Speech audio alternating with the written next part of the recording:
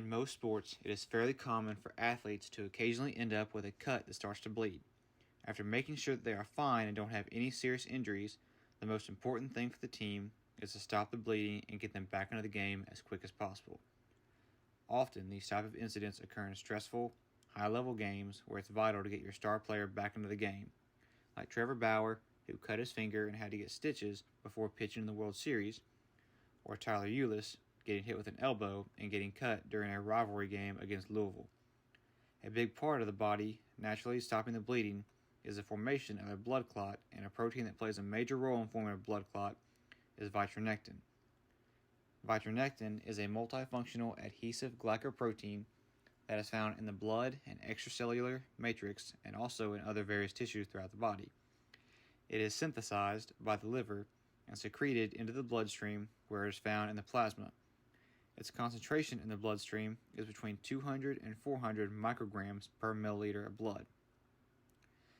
Vitronectin's main role is in the formation and dissolution of blood clots and ability to repair damaged tissues, which is essential for all multicellular organisms. Its structure has significant properties due to the ability to bind certain proteins to its domains, including collagen, integrin receptors, and most importantly, clotting factors. It is important that these clotting factors bind to the correct domains at the proper site in the body, or else other health problems can occur. The exact shape of vitronectin hasn't been found yet, but it is believed to be comprised of 459 amino acid residues. Vitronectin has two different structures found in the body: the zipped or inactive form and the unzipped or active form.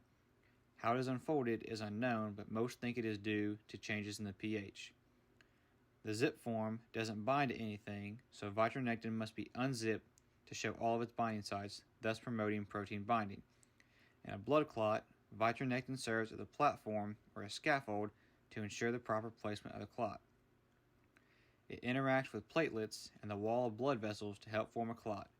Vitronectin coats the surface of the blood vessel to promote endothelial cell attachment to the site of injury, and also induces cell migration to the injury site, which also promotes clotting.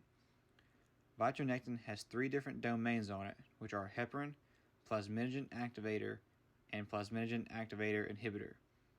Heparin is an anticoagulant that prevents the forming of clots, but when vitronectin binds to heparin, it inactivates it to promote blood clot formation.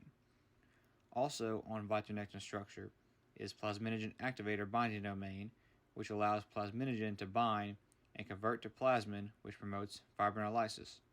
Fibrinolysis prevents blood clots from forming any bigger than what the clot size should be. In close proximity to the plasminogen activator is a plasminogen activator inhibitor, which inhibits the plasminogen activator and halts fibrinolysis and causes stabilization in the area to complete the clot formation.